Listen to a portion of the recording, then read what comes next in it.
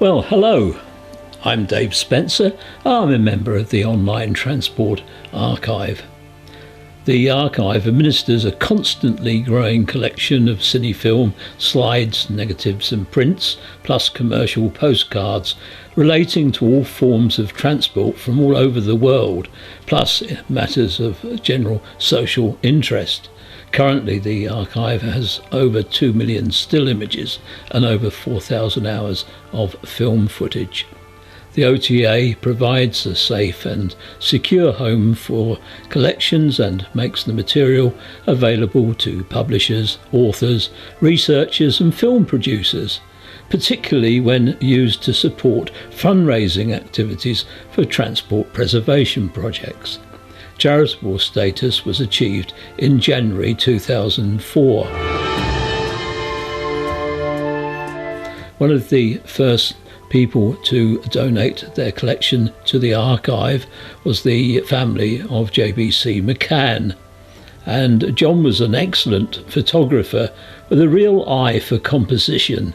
He took his first black and white photos shortly after the end of the war.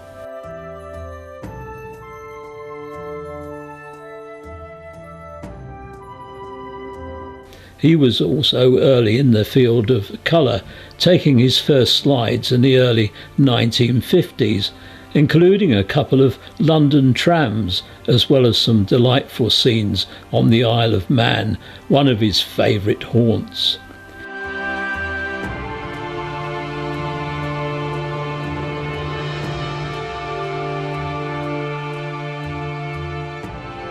Determined to leave a lasting record of things he loved, he also invested in a cine camera, and from the mid-1950s he also began to travel abroad, where he focused mainly on steam, especially narrow gauge. John was born on the Wirral in July 1925 and lived in Wallasey until beginning his work on the railways.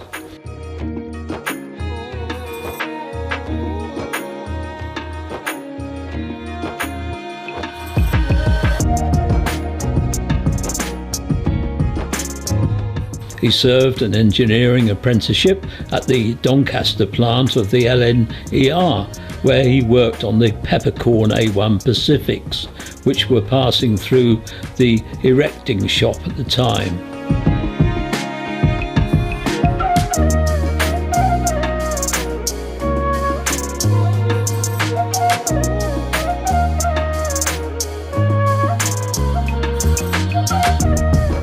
He obtained a Bachelor of Science degree from Sheffield University and going on to achieve Chartered Engineer status. He subsequently joined the initial staff of the Locomotive testing station at Rugby, just prior to its official opening in October 1948, where he was involved in the development of new data recording equipment, allowing much more accurate measurements of horsepower to be obtained.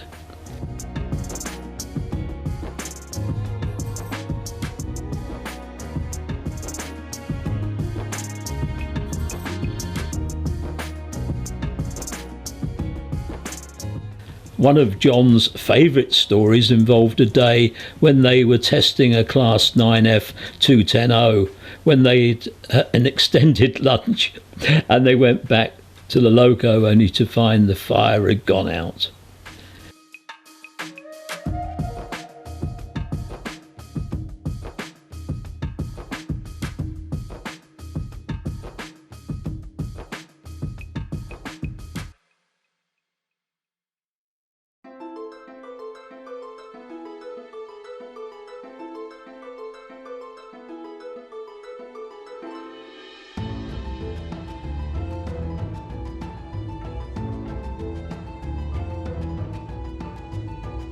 In the late 1950s, John transferred to the research department at Derby, where he initially worked on wind tunnel projects.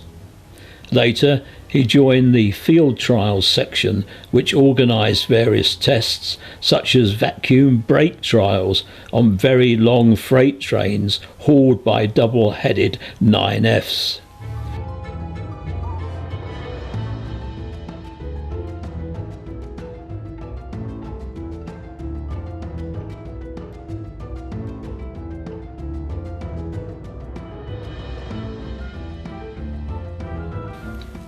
He then specialised in investigating and analysing freight train derailments, which had become a major source of concern during the 1960s and 70s.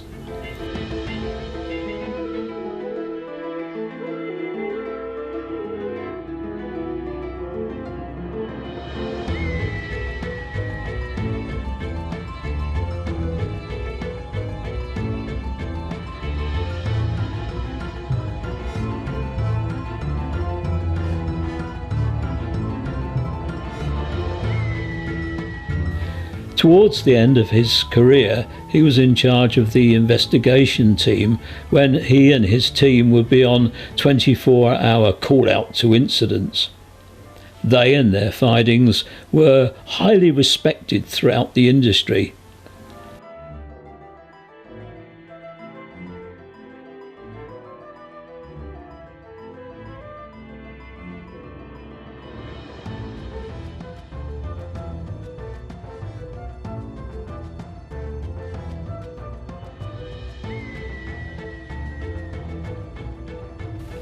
During his time at Rugby, in particular, he frequently rode the footplate, especially to and from his family home on Merseyside. Although his initial career largely involved Gresley locomotives, he had the very highest regard for the Stanier Pacifics and the Edge Hill crews.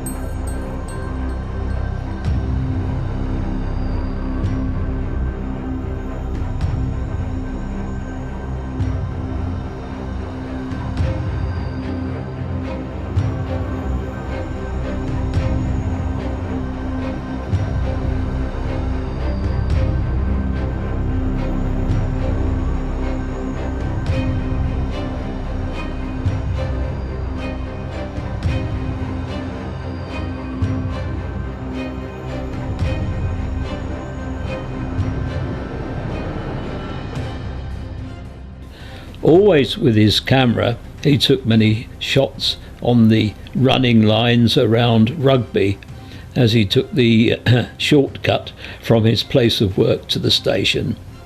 His images were supported by good supporting notes, although deciphering his spidery handwriting was found to be a bit of an acquired skill.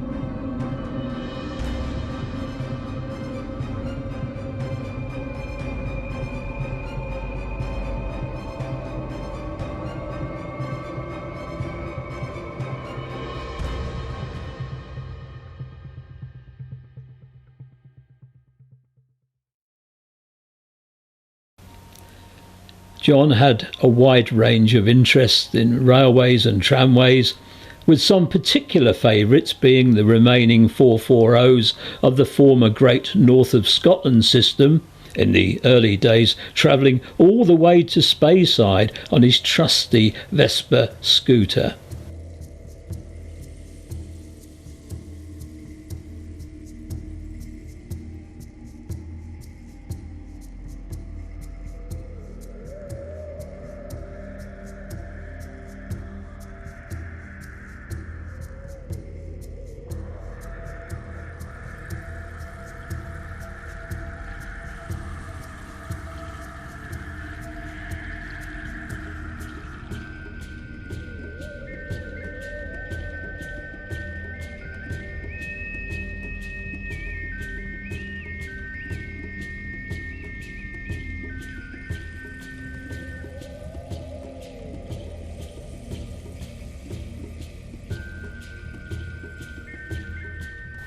Switzerland and its railways and other interests, particularly the Berner Oberlandbahnen, which he and his family visited almost every year, plus the Isle of Man. The combination of his interests, his considerable professional experience, and his excellent still and cine photography enabled him to give outstanding lectures to railway societies and other groups.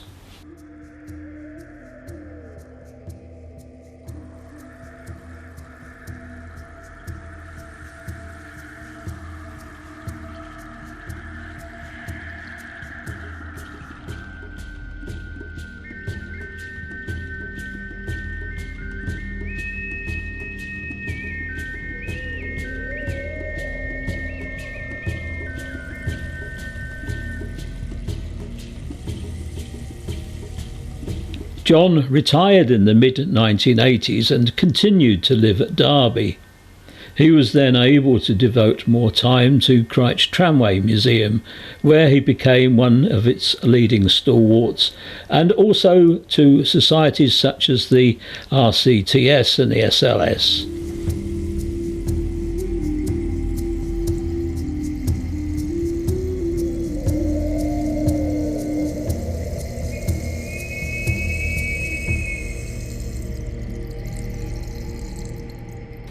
After much soul-searching, John decided to pass his important cine film collection to the fledgling OTA.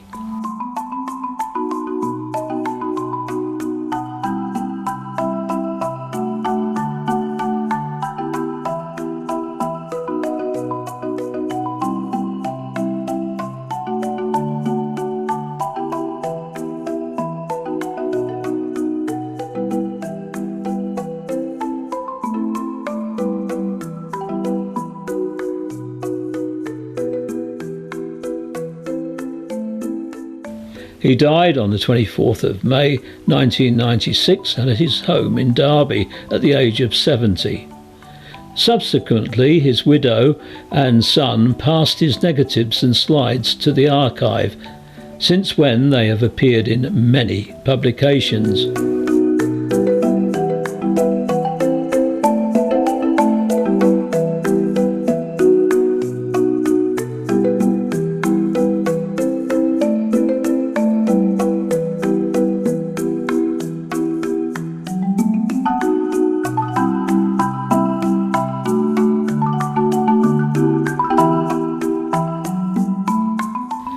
Our President Martin Jenkins remembers John as a gregarious, open, highly knowledgeable, convivial family man who loved sharing his passion for trains and trams.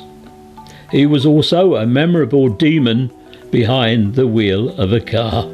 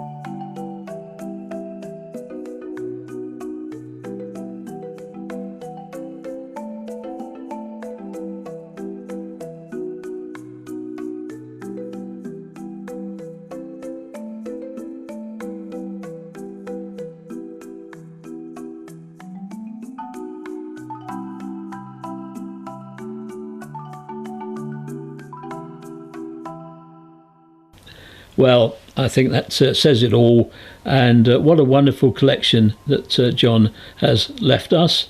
And of course, as we said there, the film is available for all sorts of uses. Just contact our secretary. And this has been the first of our profiles of the authors of the work that we hold, and we hope to bring you more.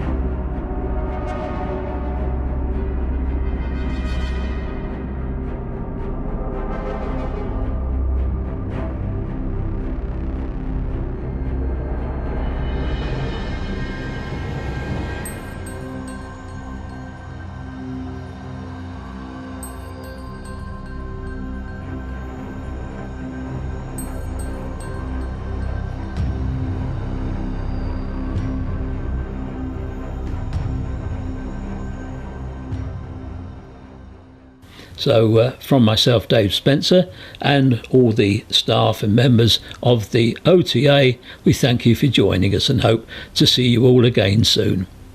Bye for now.